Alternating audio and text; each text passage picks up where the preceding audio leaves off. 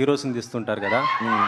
ఇదేంటి మరి సడన్గా మా బాస్ని పిలిచారు, నందమూరి కాంపౌండ్ నుంచి ఇటు వచ్చారు? కంపౌండ్లు మీరు వేసుకుంటారు, మాకున్న కాంపౌండ్ ఒకటే, మా ఇంటి కాంపౌండ్. ఇక్కడ కాంపౌండ్ ఏం లేదు, ఇండస్ట్రీ అంతా ఒకటే. And boss is boss. And మేము అభిమానించేటోళ్ళు ఉంటారు.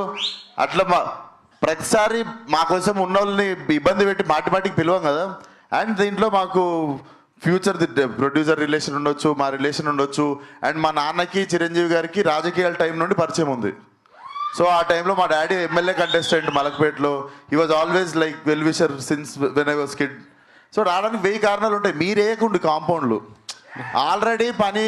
ఆల్రెడీ అనవసరంగా లేని వాటికి అందరూ హేట్రెడ్లు పెంచుకొని ఒకరినొకరు ఏవేవో అనుకుంటారు. మీరు ఇంకా ఇట్లాంటి డైల్యూట్ చేయండి, కానీ మీరు వచ్చి మళ్ళీ ఇంకొకటి పెట్టకండి మొదలు. This is very clean place.